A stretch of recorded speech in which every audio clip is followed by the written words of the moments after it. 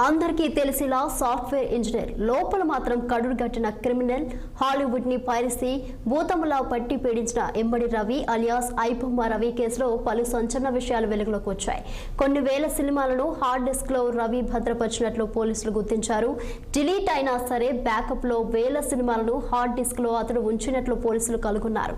ఇమ్మడి రవి విశాఖలో పెదగదిలి చెందిన వ్యక్తిగా పోలీసులు గుర్తించారు. అతడు ముంబైలో MBA పూర్తి చేసినట్లు విచారణలో వెల్లడించారు. ఇదే అంశంపై మరింత సమాచారం మా విశాఖ ప్రతినిధి కన్నబాబు అందిస్తారు.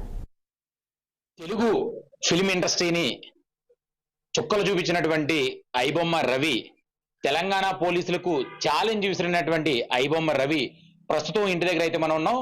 అయితే ప్రస్తుతం ఐబొమ్మ రవి ఈమంది రవి, అసలు తన పేరు ఈమంది రవిగా విశాఖలో పిలుస్తూ ఉంటారు. 15 సంవత్సరాల క్రితం ఇంటి నుంచి వెళ్ళినటువంటి రవి తాలూకా తండ్రి పరిస్థితి చూస్తే చాలా దయనీయమైనటువంటి పరిస్థితి అయితే ఉంది.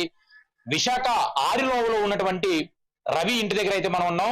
ప్రస్తుతం మనం ఉన్నటువంటి పరిస్థితి ఆయన మాటలను అడిగి తెలుసుకునే ప్రయత్నం చేద్దాం.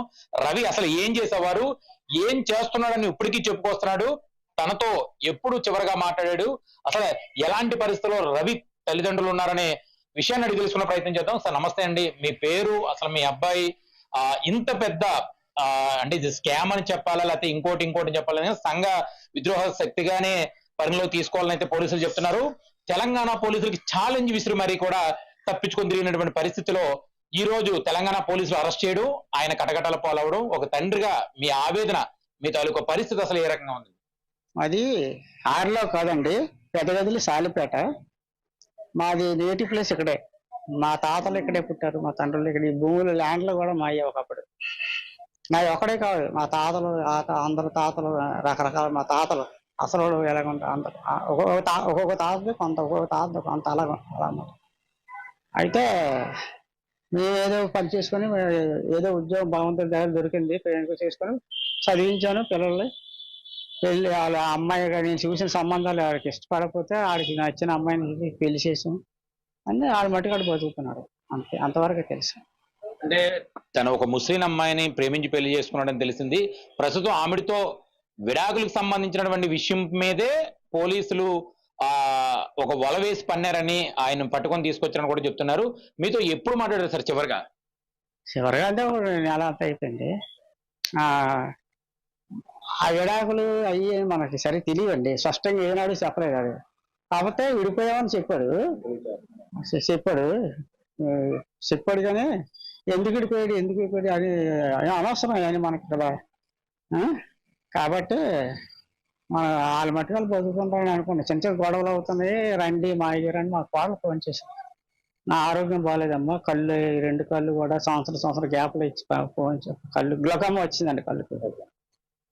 ఈ బాధల్లో ఉన్నాను, తిండి లేదు, నేను హైదరాబాద్ చేంజ్ చేయను, తర్వాత నేను ఇక్కడ ఫోన్లో చెప్తాను, మీరు ఏది చెప్పుకున్నా అక్కడికి వచ్చి అదే నేను చెప్పాలా, నేను రాలేను, చెప్తాను, నువ్వు ఏనవు ఆడేనవు.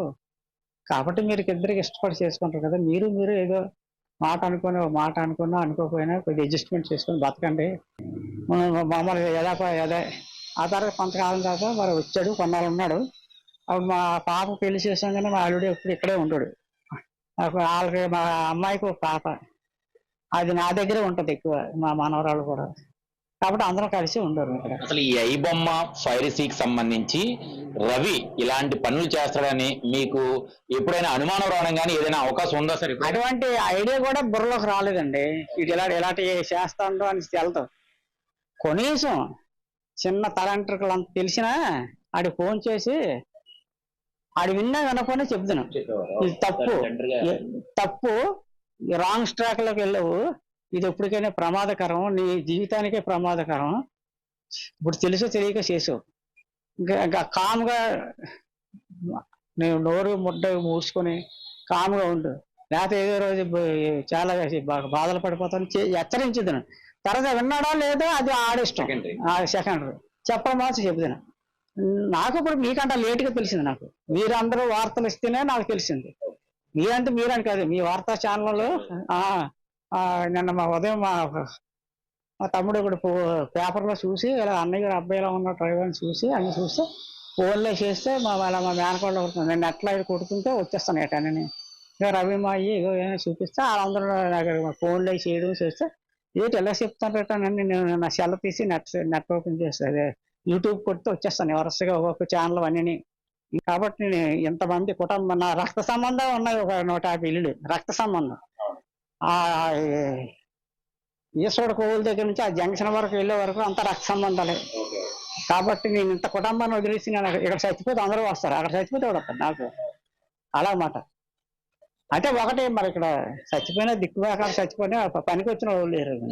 అందరూ దగ్గర వాళ్ళే కానీ మనకు పనికి వచ్చేవాళ్ళు ఉపయోగపడే వాళ్ళు లేరు. నాకు ఎందుకు ఇంత ఆవేదన అది. రైట్, మొత్తానికి రవి తండ్రి మాటలు వింటుంటే కన్నీరు వస్తున్నటువంటి పరిస్థితి అయితే ఉంది.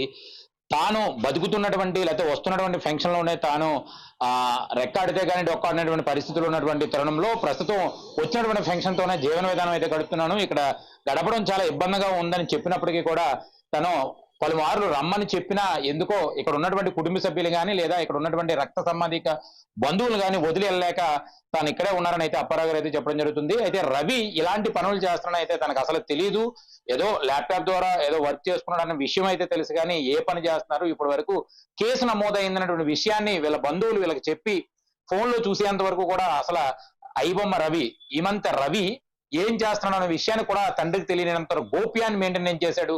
మొత్తానికి ఏది ఏమైనప్పటికీ కూడా రవి చాప్టర్ క్లోజ్ అయిందని చెప్పాలి. ఎవరు తప్పు చేసినా చివరికి కటకటాల పాలవ్వాల్సిందే అనే ఒక్క ఉదాహరణకి ఇది రవి తాలూకా జీవితాన్ని మనం చెప్పొచ్చు. ఎవరు తప్పు చేసినా చివరకు శిక్షింపబడతారంటూ కూడా తెలంగాణ పోలీసులు అయితే చాలా స్ట్రాంగ్ గా ఈ రోజు ప్రెస్ మీట్ పెట్టి మరీ చెప్పడం జరిగింది. రవి 15 సంవత్సరాల క్రితం ఎప్పుడో వెళ్ళిపోయినటువంటి తరుణంలో ఈ రోజు వరకు కూడా తనకి కాంటాక్ట్ లో లేరు. అప్పుడప్పుడు ఎప్పుడో ఒకసారి కాల్ చేసిన మటుకి ఇక్కడికి వచ్చేసేయండి అని చెప్పిన అన్న మాట తప్పితే తన బంధువులను వదిలి వెళ్ళలేక, తన చుట్టవేకాలను వదిలి వెళ్ళలేక తన ఆత్మవిశ్వాసంతో ఇక్కడే బతుకుతున్నారు అనేది తండ్రి చెప్తున్నటువంటి ఆవేదన. ఏది ఏమైనప్పటికీ తప్పు చేస్తే ఏ రోజుకైనా శిక్ష అనుభవించాల్సిన పరిస్థితి వస్తుందని చాలా స్పష్టంగా ఈ రోజు రవి కేసులో మనకి స్పష్టమైనటువంటి పరిస్థితి మనం చూడొచ్చు. కెమెరామ్యాన్ మోహన్తో కన్నబాబు, విశాఖపట్నం నుంచి తెలుగు.